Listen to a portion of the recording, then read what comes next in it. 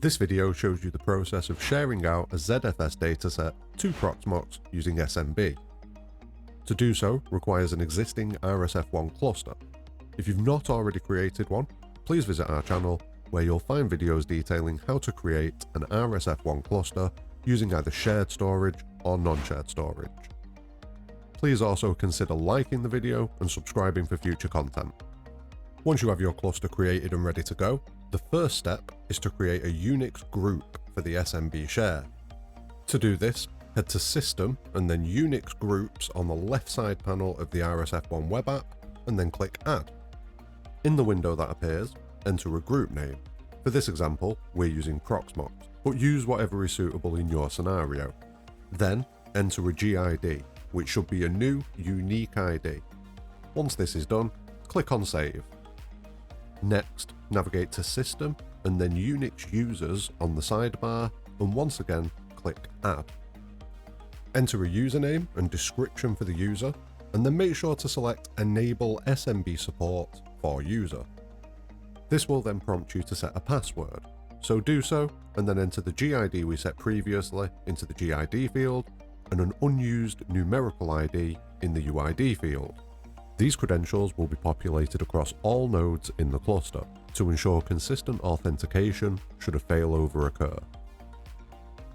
Next, head to ZFS and then Datasets on the sidebar in the RSF-1 web app, and then click on Create Dataset. Select the pool you want to be the parent pool from the drop-down menu, and then provide a name for the dataset.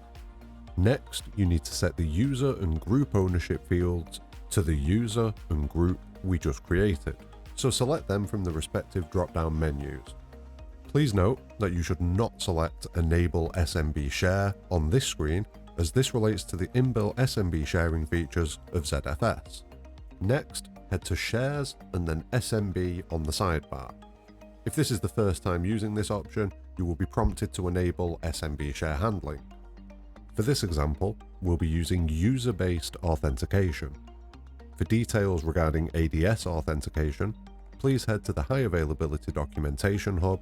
The link to the relevant section will be in the description of this video. Click on the Shares tab at the top of this section and then click on Add. Here you need to enter the name of the share, select the pathway to the share as shown on screen, and then enter the user we created previously in the Valid Users field. Once all this is done, click on the tick on the left-hand side to confirm and create the share. We have now completed all of the steps required on the RSF-1 web app, so let's head over to Proxmox. In the Proxmox GUI, head to Data Center on the left side panel and then select Storage. Click on the Add button and select SMB/sifs from the drop-down menu. In the window that pops up, complete the following fields with the required details. In the ID field, add a descriptive name for the storage, and then in the server field, enter the IP address of the VIP associated with the share. The username should match the user we entered in the Valid Users field earlier, and the password is the password we used when we created the user. Once this is done, Proxmox will automatically populate the export field by interrogating the server for a list of available SMB shares, so select the share we've created. The share will then be added to the Proxmox storage table with the ID you assigned to it in the previous steps.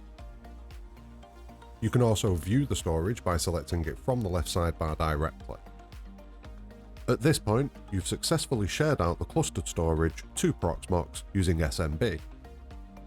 The storage will now be available for VMs or containers using the ID that was assigned when created. For more information on this process, please visit the High-Availability Documentation Hub, the link to which will be in the description of this video. Thanks very much for watching.